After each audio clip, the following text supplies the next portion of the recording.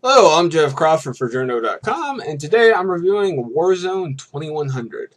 Warzone 2100 was developed by Pumpkin Studios and released by Eidos Interactive in April of 1999. Now, why am I talking about a 15-year-old game? Well, in 2004, its source code was made freely available, and it's been supported by a fan community ever since. The latest version was released a little less than a year ago. They've done a great job of supporting it. I downloaded and installed it in a little more than a half hour. In contrast, a more recent game, Battle for Middle-earth 2, is a game that I've sort of made run on Windows 7, but it only runs when it wants to, and it will crash at the weirdest times for reasons I'm not really sure about.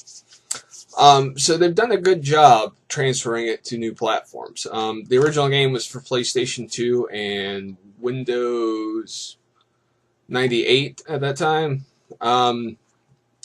So they've done an incredible job because they have a Macintosh release, they have a Windows 7 release, they have a Linux version of it.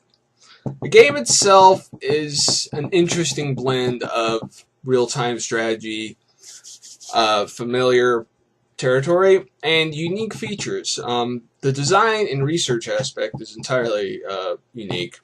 I don't think I've seen it anywhere else in a real-time strategy game. You have to research a weapon, a chassis, you have to research everything, and then you design your own vehicle around it. It makes for an interesting blend because sometimes you can mount an advanced weapon on the very first chassis, make a very quick, cheap unit that packs a lot of power. Or you could put it all together and make a really tough, hard-hitting unit.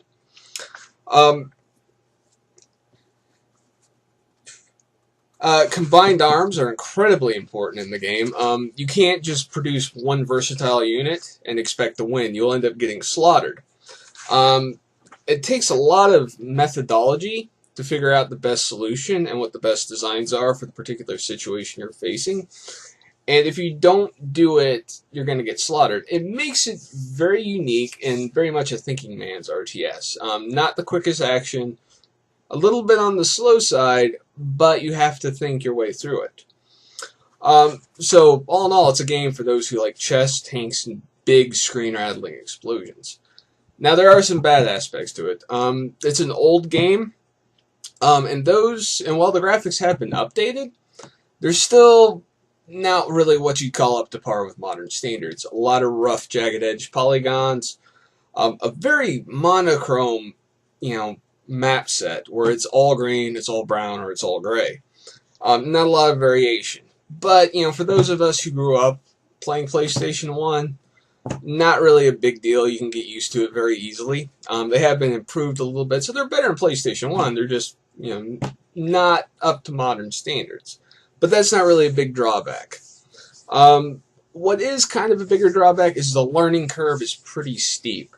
Every mission is timed, so what this means is about the time you figure out the winning solution, you don't have time to put it into practice, so you'll have spent 2 hours and you've just figured it out, and you're not going to win just because you have 10 minutes left.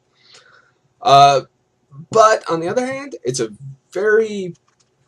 that sort of frustration that keeps you trying to do it, makes you determined to beat it. And in that, it's like most 80s, 90s game where you just have to keep trying until you figure it out.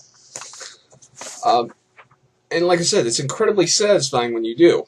Warzone 2100 isn't for everyone, but it's free. So you can be bothered. It won't hurt you to find out, if it's for you or not. It's free, so, it's not for me. You didn't lose anything, but a little bit of time. So, that's my review of Warzone 2100. Hope you enjoyed it. Happy playing. It's available. Just type Warzone 2100 into Google and you'll find it. Thank you for your time.